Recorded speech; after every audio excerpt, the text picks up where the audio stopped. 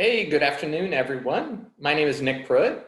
I'm the Director of Financial Aid at Stony Brook University, and we'd like to welcome you to ask some financial aid and scholarship questions. This is kind of an informal presentation. We want to take some time and just kind of go over some basic financial aid information, some basic scholarship information.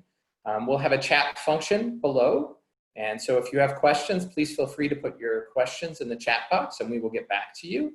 Otherwise, I'm going to start here with a little bit of a presentation just to give you a high-level overview of financial aid and scholarship services at Stony Brook University.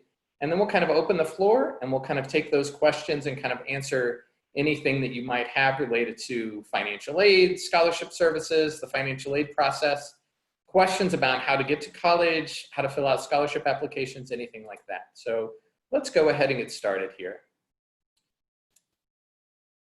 One of the most important things when you're looking for colleges or you're making a college choice is really paying attention to what the deadlines are for students.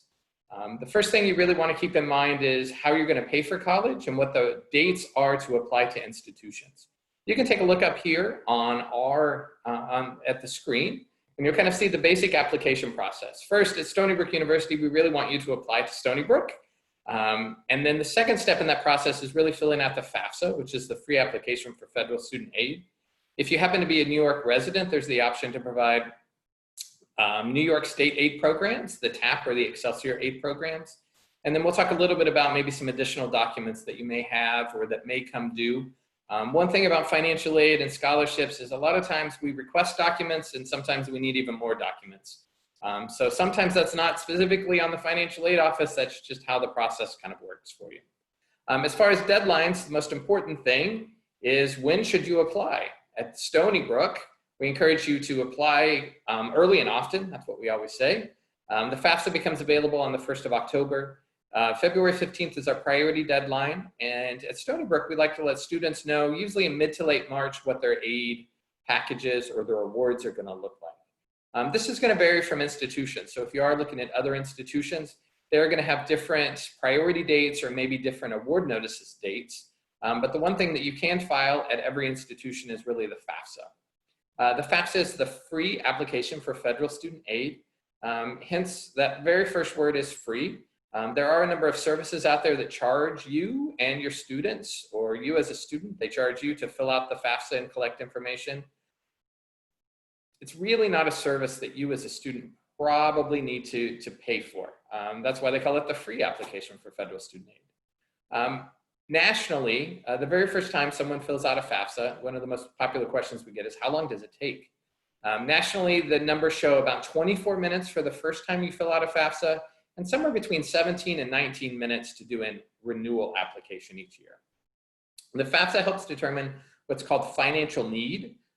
And so we use that to determine any of those need-based aid programs, such as a federal Pell Grant program or other aid programs. For those who are savvy kind of with internet or technology, there is an app, the Federal Student Aid app, that you can download to your phone. One of the key components of the FAFSA process, though, is obtaining a user ID and a password. One of the most, I would say, most troubling things or most often questions we get is students tend to get these and then they forget their password, or parents set them up for students and they forget what the user ID or password are. So to start the application, you really need to have that username and password.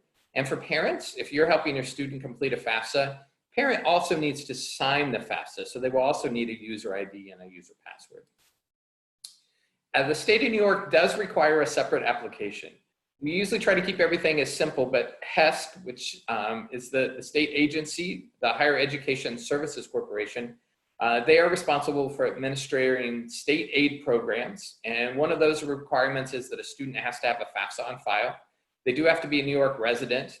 And this is the main place to really start that TAP program, or the Tuition Assistance Program. These awards kind of go towards covering what this is a grant. So it is a need-based grant, and it goes to cover your tuition and fee charges. HESC will send out notices to students, letting them know when it's available and when they can complete those forms and can go through the process. New York State also offers several scholarship programs. Those are available on the HESC website under the scholarship tab, or other New York State grants, scholarships, and awards. This is an important website if you are a New York resident to be familiar with. You can use these awards at Stony Brook, or you can also use them at other state institutions within New York. There are a few unique scholarship programs on here. World Trade Center Memorial Scholarships, Flight 587, any of these state aid programs that the state legislature has funded can be found on this website. Some are awarded with the main application. Others do require a supplemental application to go along with it. The Excelsior Scholarship is one that we get a lot of traffic and a lot of questions on. If there are any students out there looking to come this fall, still hasn't released the application for this fall, but the Excelsior program is a program designed to cover tuition, or the full tuition. So it is a last dollar program. You'll see that it's the last point there. That means it covers after any other grants or scholarship programs. So that would be federal Pell Grant, Supplemental Educational Opportunity Grant, TAP, any of those other state programs. It does encourage and basically requires students to complete their degree within 4 years, completing 30 credit hours each semester. Students have to agree to the terms of it, and all the courses that you take have to count towards your degree program. So if you are interested in maybe taking a course in underwater basket weaving and it doesn't count towards your major, the HES scholarship, the Excelsior Scholarship won't cover those funds. As we kind of move along here, once you've made it through the process and we get into that awarding cycle, you can kind of see what an award notification from Stony Brook looks like. All of the 64 institutions that are part of the SUNY system use the standardized template, so they're all going to look the same. This is basically kind of I always like to say, the sticker price on a card. This shows you exactly what you should expect to pay to attend the institution. If you can kind of look at the overall award letter here, you'll see that we list what the total tuition and fees are, what we anticipate to live, the costs for living on campus, books, supplies, transportation, and other costs.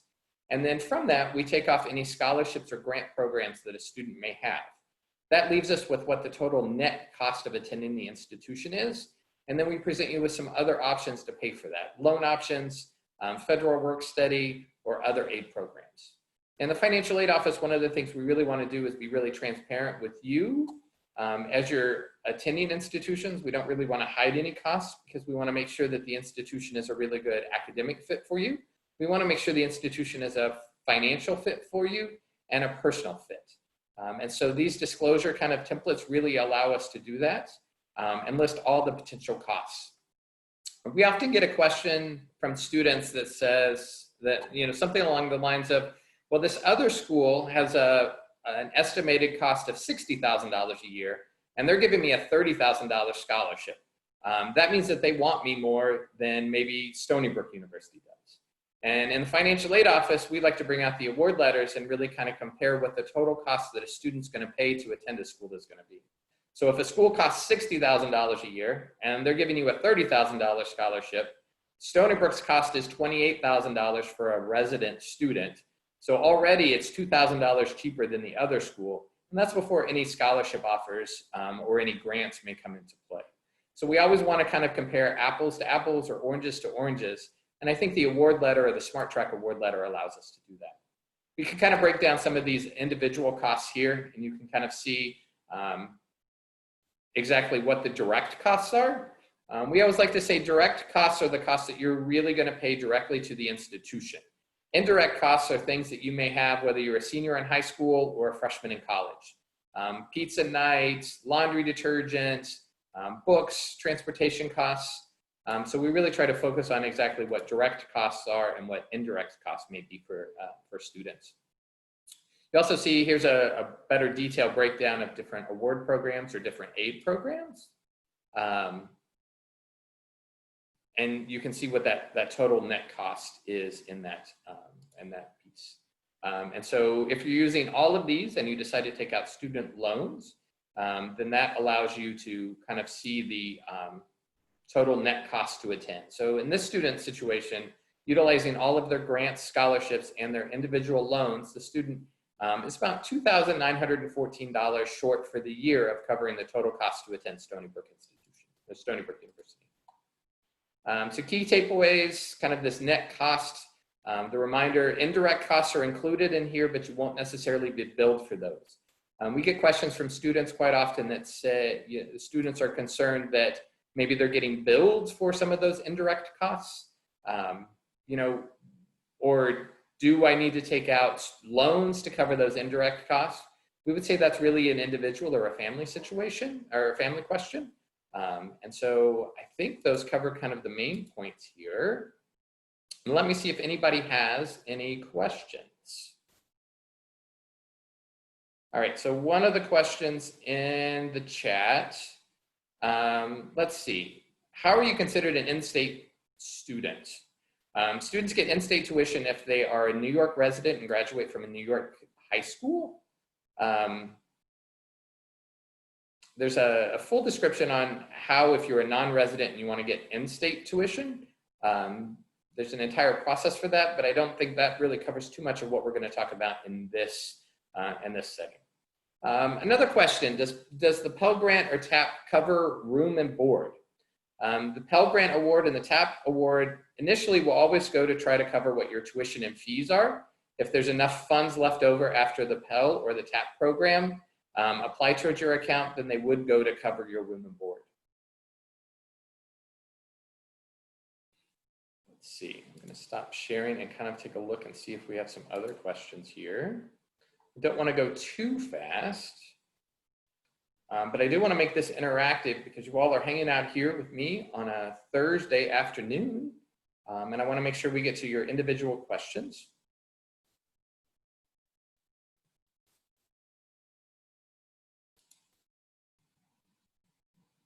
Does anybody have any questions they want to put into the chat?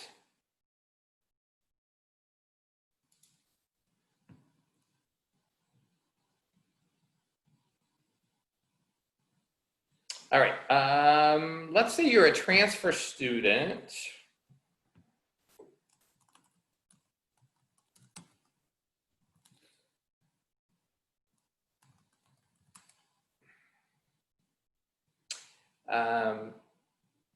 Let's say you're a transfer student. Can you move your Excelsior or your TAP awards from another institution? As long as you have the application on file, you can go ahead and petition with HESC to have those awards moved from one institution to another, as long as you're meeting the renewal criteria that they actually set forth.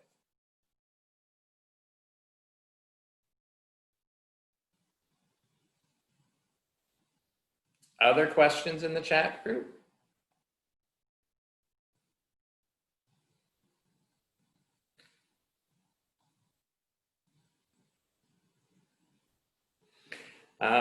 All right, so some other questions, let's see. How does applying for financial aid look like for a student with divorced parents? I think that's a great question. So if you are from a divorced family, the FAFSA requires you to list a parent on it, and that is the parent that provides 50% or more of your financial support. And so if you have split custody between the two parents, then it's up to you to choose which parent is going to go on the FAFSA. In some situations, we have some students where one parent is listed on the FAFSA for 1 year, and then the other parent is listed for another year. Let's see, how can I be considered for Stony Brook scholarships? Applying to the university, our admissions team reviews your application for admission, and then they automatically consider you for scholarships. So there's not really an additional step that you would need to follow. Sometimes the financial aid office will follow up with students and let them know about specific scholarship opportunities that are available at Stony Brook. And some do require an application, but we usually do our best to match students towards eligibility with the Stony Brook Foundation.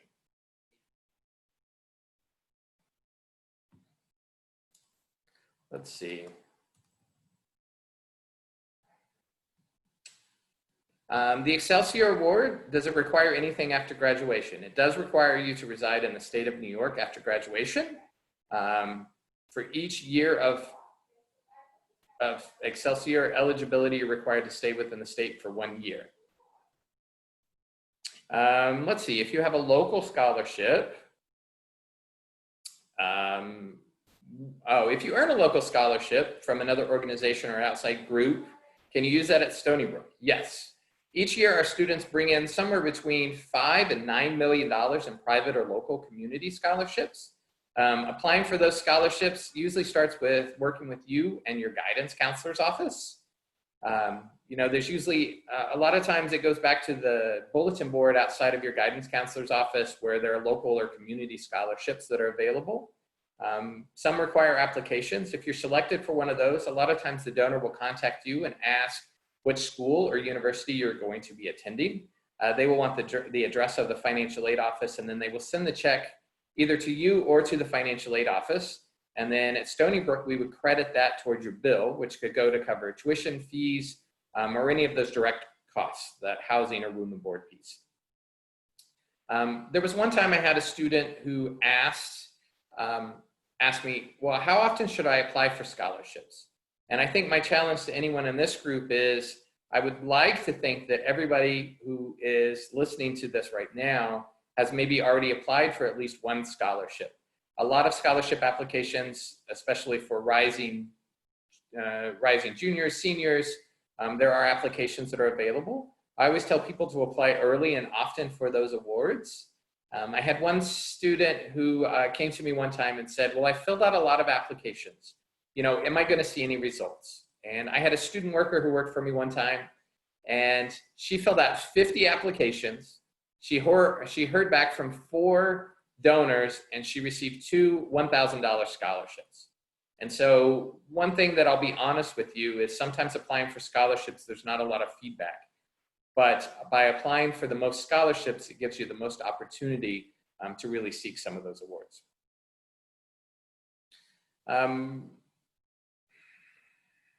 Let's see, I'm going through the questions here. What is the most aid that you can get? Earlier I talked a little bit about the cost of attendance, and for a resident student, that's about $28,000. That is the full cost to attend. We usually estimate about $10,000 of that would be for tuition and fees, another $12,000 to $14,000 for room and board, and then we talked about those indirect costs, books, transportation, and personal expenses. That is the maximum amount of aid that our office can certify for you through the federal or state aid programs. On occasion, we do have students who bring in outside scholarships that do receive aid or awards that are in excess of that. But that is the maximum amount that we could process for you that would be specifically in loans. At Stony Brook, we do have a number of majors that have special scholarships. Our College of Engineering does offer specific scholarships. We have recently put together some for our creative writing program. And so a lot of scholarships are very department specific. And so some require a specific major. And so if you come to campus or if you come for a visit, those opportunities are often available to you there. Let's see.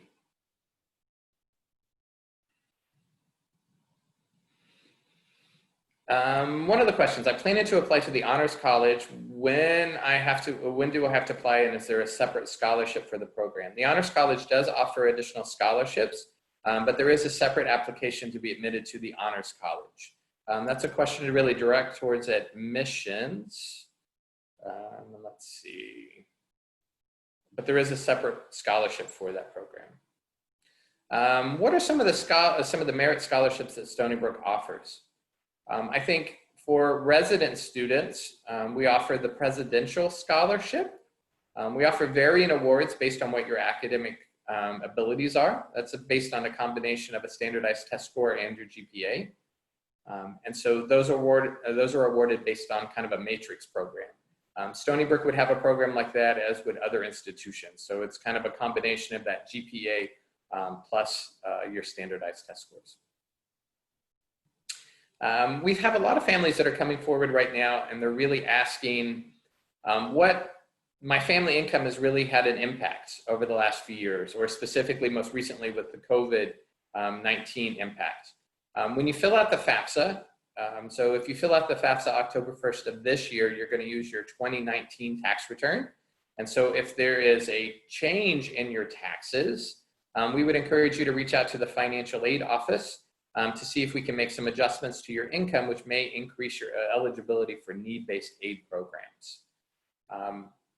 Sometimes we see those changes. The FAFSA follows what's called a prior year. So right now we're using, you would use 2019 income as a projection for the 2020-2021 school year. And so we do make those changes as we go through. We do list all of our scholarships and our awards on our website. And then the financial aid office also sends out notices to students, and we do post what we call kind of random scholarship opportunities for students. And those are listed on our website as well. Let's see, I've kind of gone through these. One question that we also get, do you offer scholarships that cover all the costs to attend the institution?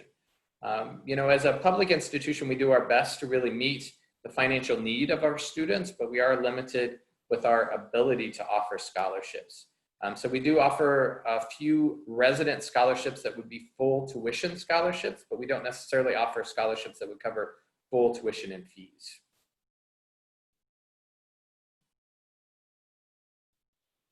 Let's see, I'm going through the questions here.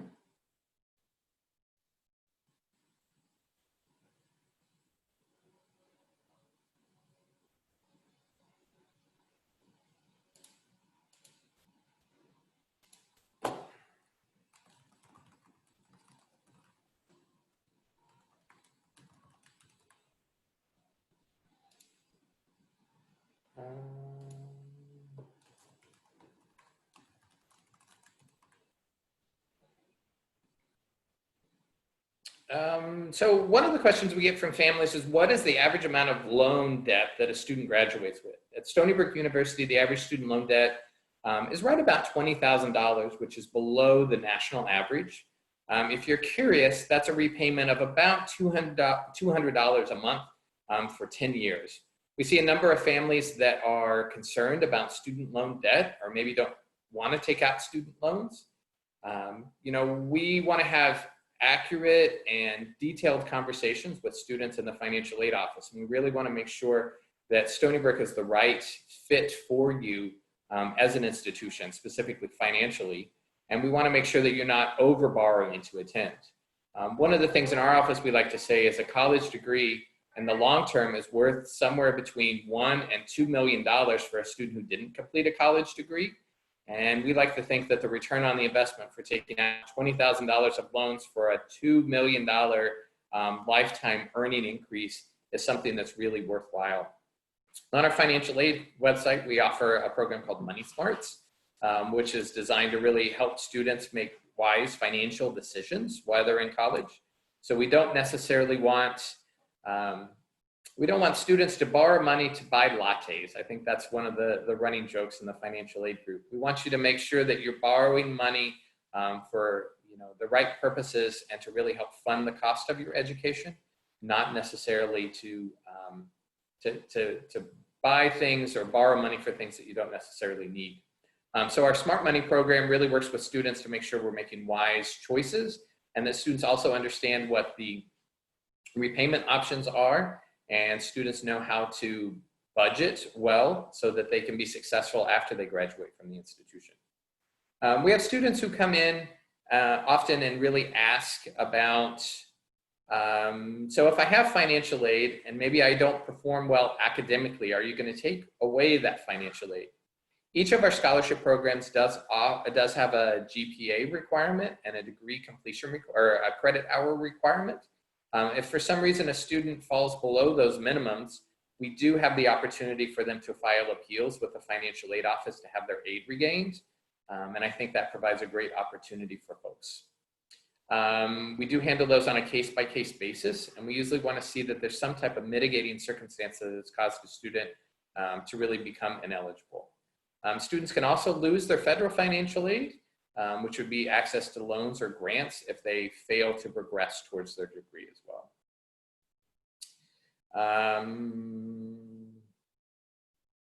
Let's see. Current loan interest rates on student loans. We get that question a lot. This is one of those weird detail-oriented things from the federal student aid, but it's the last Treasury bond sale in the month of May. And so the upcoming interest rates on student loans are actually going to be 2.75 for the federal student loans. The maximum amount of loans that a freshman or a first-year student at the university or any university can borrow is $5,500. We get a question from parents quite often is, maybe they went to school 20, 25, 30 years ago, and that student loan amount was maybe enough to cover all of their tuition and fees. We always like to be honest and say right now that $5,500 is probably going to cover about half of what your tuition and fees are before any other type of loan programs. A number of students ask about summer financial aid. There is financial aid eligibility for summer. Students who are Pell Grant eligible can receive aid in the summer, and students can take out student loan eligibility during the summer, but that could have a slight impact on their overall loan eligibility for the rest of the year. When you're talking about loans, there are two different types of loans. There's a subsidized student loan, which is a need-based student loan. Subsidized means the government pays the interest while you're in school up until 6 months after you graduate. An unsubsidized loan means the interest starts to build from the time the loan is dispersed. So if you take out a loan as a freshman or a first-year student, the interest rate is going to accumulate on that loan. And you're going to receive quarterly interest statements, and you can either choose to pay that so it doesn't compound or build on top of interest, or you can wait until you graduate. Student loan repayment starts 6 months after a student graduates or leaves the institution. A lot of students do utilize financial aid to cover study abroad programs. This year has been a little bit different with the COVID impact, but you can take out student loans and you can use your grants and your scholarship programs to cover study abroad opportunities. In financial aid, we usually encourage you to come in and talk to us about the financial implications. A lot of the study abroad programs do cost just a little bit more than taking classes on campus.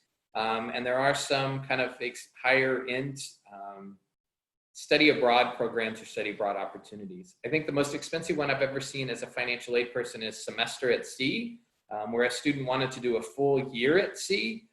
And I'll be honest, that was more than I paid for my first house. But if you do want to take out loans, either parent loans or private loans to finance an option like that, those do exist for you. There are a number of outside scholarship search engines available off campus. Fastweb.com is one. You can find a number of those scholarship search websites. I think this kind of goes back to that story I told earlier about the student filling out 50 applications. You can complete quite a few applications. One of your big things that you really want to be patient on and pay attention to is you should never have to pay to apply for a scholarship. I think that's one of the most important rules in financial aid. There should be no fees for applying for those. And those are scholarships that you could use at Stony Brook, or you could use those for study abroad, or you could use those for another institution. Another question our financial aid office gets is, are DACA students eligible for aid? Unfortunately, for federal student aid programs, DACA students do not qualify for federal student aid programs. There are a few programs that students can qualify for DACA. So if you do happen to have DACA status, we would encourage you to talk to the financial aid office. We are not required to report any information related to DACA status, but we do like to have those honest conversations with you, kind of about what your opportunities are and the opportunities to really pay for school. Earlier, I talked about federal student loan options. The $5,500 federal student loan is the maximum per year. So a freshman or first year student can receive $5,500. So that's a student with 0 to 29 hours of college credit. Students with 30 to 59 hours can take out $6,500. And students with 60 or more can take out $7,500 of student loan per year. One thing about DACA students is they do qualify for New York State residency rates, but not eligibility for state aid programs. Let's see, keep your questions coming. Any other, let's see, I think as I kind of go through these.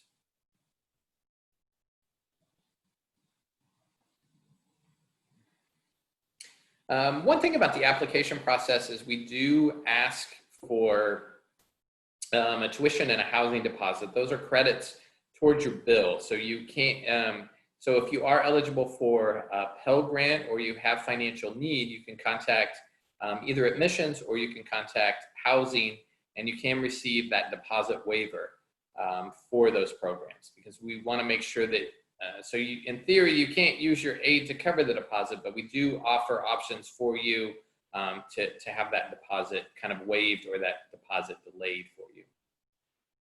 A lot of times, earlier I kind of talked about extenuating circumstances. When you file a FAFSA, you are required to include parental information. We come across a number of students where providing parental information may be difficult or may be impossible. We see a lot of strained family relationships or complex situations. In situations like that, we would encourage you to reach out to the financial aid office. The Federal Student Aid website has a nice little flow chart of who is my parent and who should I report. But unfortunately, we do come across situations where maybe either a parent and or student has a restraining order, the death of both parents. We've had some more complex family situations where we have an option to make a student independent, which means they're not required to include their parental information on the FAFSA. Typically, those are extenuating circumstances, and we would ask for kind of a narrative and some supporting documentation from you and or family members or support circle to really kind of document what that situation is. Financial aid office would review that and then make a determination on your aid eligibility. Federal Work Study is a program where students can get a job on campus and then they can use those funds to really kind of help cover those indirect costs.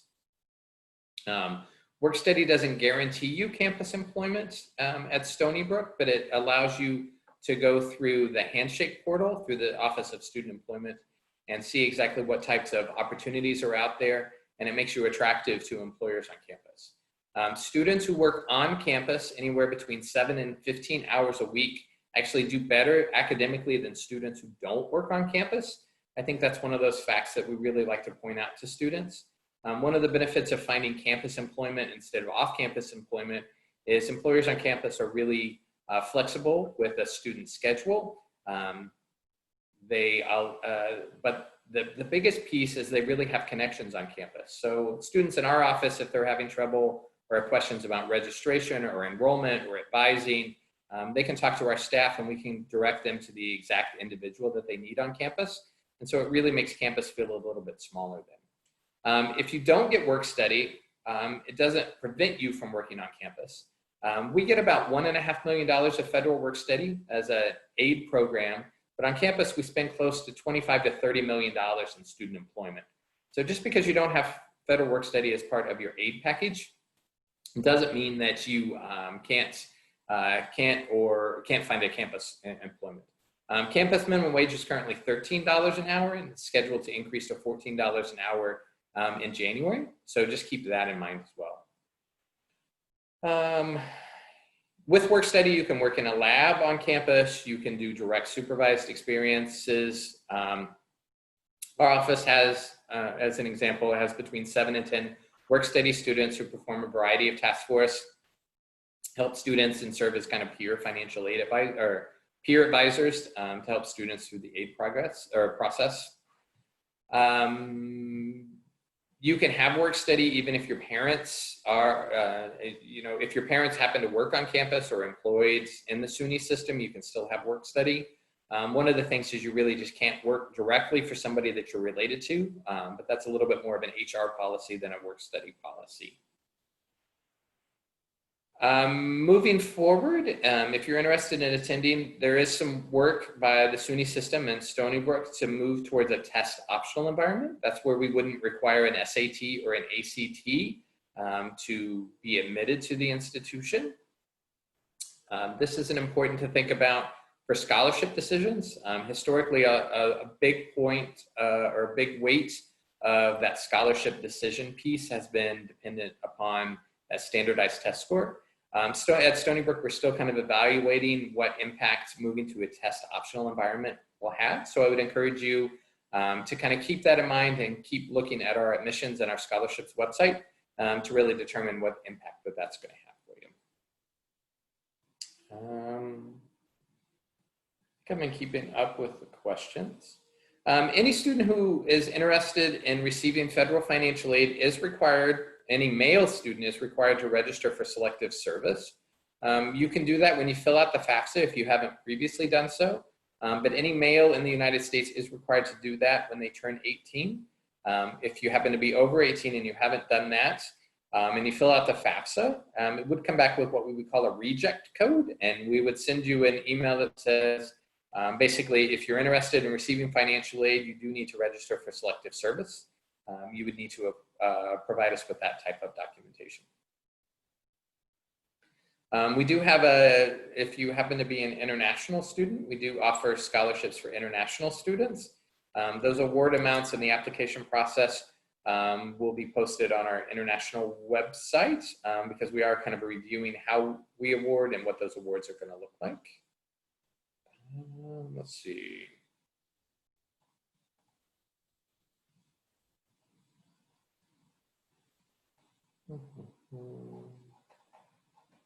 You guys are asking really great questions here.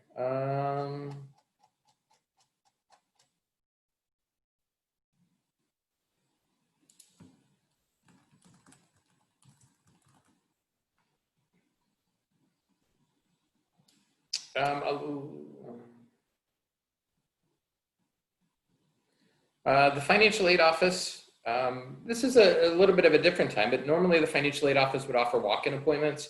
Soon you'll be able to schedule one-on-one appointments with the financial aid office if you have questions, so you can come in and meet with us.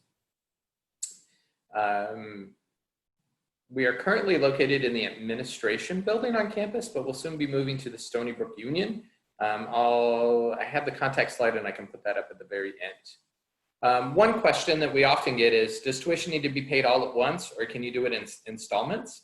Our bursar's office does offer a payment plan option. You can review the payment plan option on their website. There is a fee related to that. Sorry, I'm trying to look through questions as I'm working for that.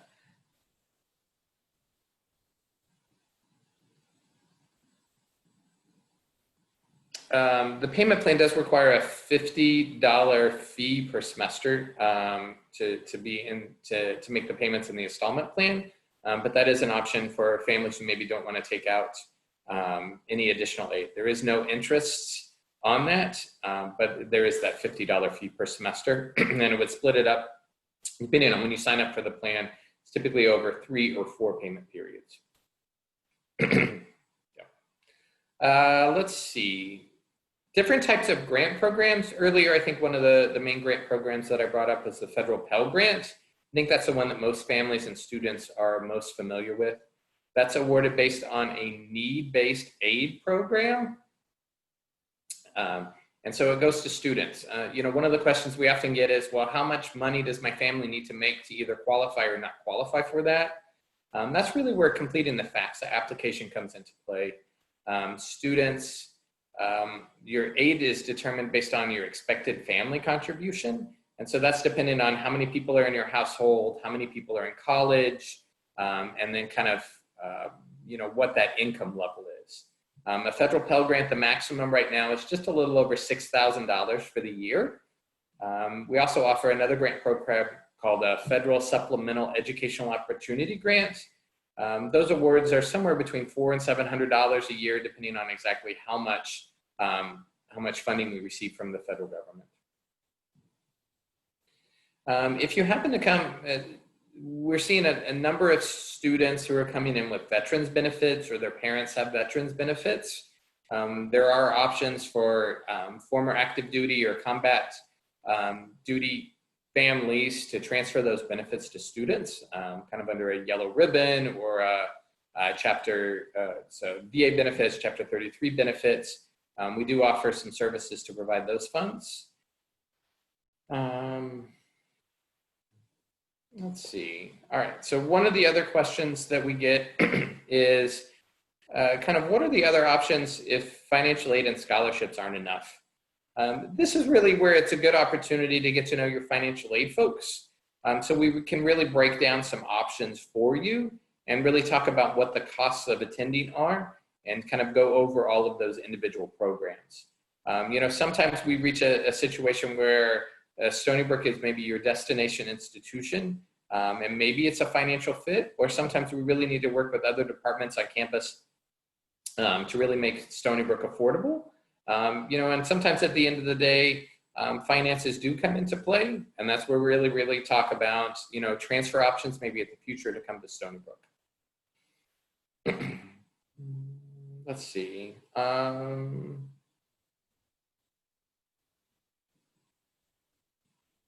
One of those other options for paying for school is kind of how you take out loans. So I mentioned earlier that $5,500 was the maximum amount that you could take out in your own name. There are options for your parents to take out a loan, or if you're a parent, there are options to take out a loan in your name, up to what the cost of attendance is. Or as a student, you can also pursue what's called a private or an alternative loan. That's a loan that would be taken out in the student's name. And the student would most likely need a credit-worthy cosigner to go along with, but those are additional loan options. Those are situations where, once again, it's really good to sit down with the financial aid office and really talk about what the costs of attending are and kind of how much you're short, or what your needs may be. As a resident student, the cost is about $28,000 a year. As a non-resident student, that's in the low $40,000, low $40,000. And so, going out of state and taking out a large amount of student loan debt sometimes isn't in the best financial interest of students. And that kind of goes back to us as an office working through the Smart Money program, just to make sure that students understand the impact of borrowing student loans and kind of what that overall piece is going to look like. We can have conversations with parents about so one of the questions, can you talk to parents about aid?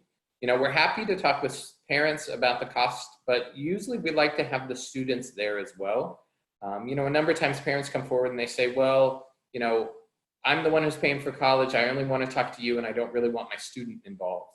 I think this goes back to that transparency piece. In the financial aid office, we really want to work with you. We want to work as a family, and we really want to talk about have everybody in the room to really understand, that there's a cost to attending the institution. We want students to understand what taking out a loan means, that taking out a loan is, an important decision. I think the worst thing I've ever seen is where a parent with a student has just handed over the paperwork and said, here, sign this, don't read it, it's how you're going to pay for college. That's not the appropriate way for financial aid to be processed or for us to really kind of go there. Our goal is to educate students in all aspects of financial aid, and we really need active participants, which means we need the students there to really have some of those conversations. Let's see.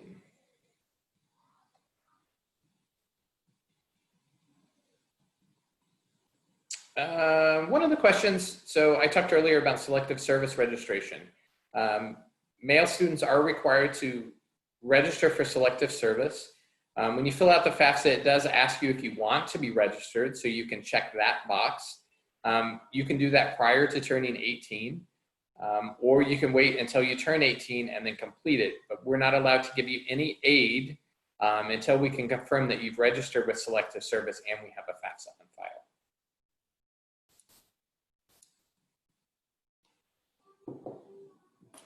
See.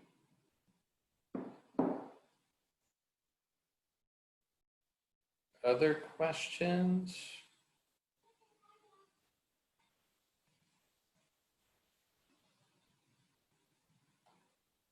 I'm kind of going through these here.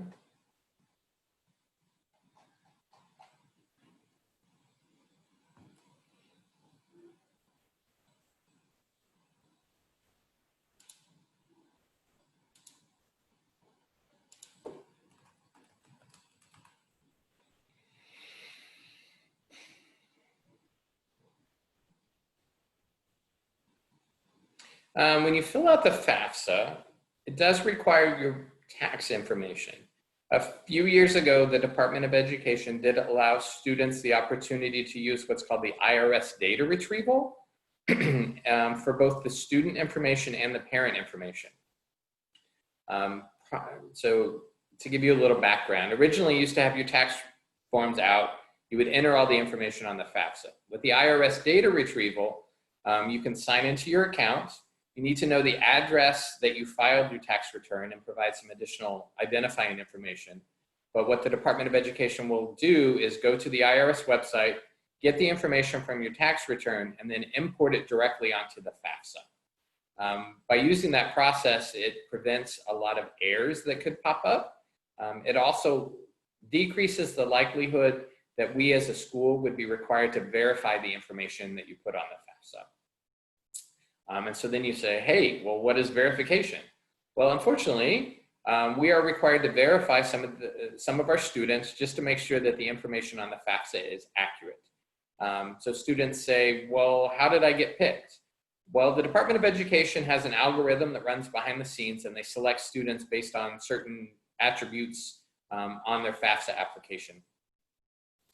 And so that information is used to select for verification. So if you are selected for verification, you are required to provide copies of your tax return transcripts or go to the IRS data retrieval website and upload the information from the data retrieval. And then we would request some additional supporting documents. Some of those come down to a case-by-case situation, you know, of what information we may request. And a lot of times that's based on the information that is on your FAFSA. If you have questions about that, you can go to studentaid.gov for additional information.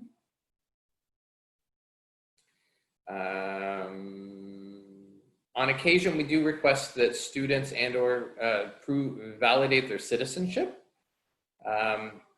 When you fill out the FAFSA, there are a number of matches that happen behind the scenes. And one is with Homeland Security.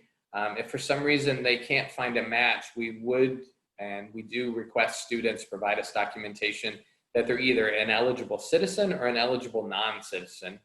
There are a number of categories for eligible non-citizens based on what your green card status might be or your immigration status could be eligible to file a FAFSA. And so that is a piece.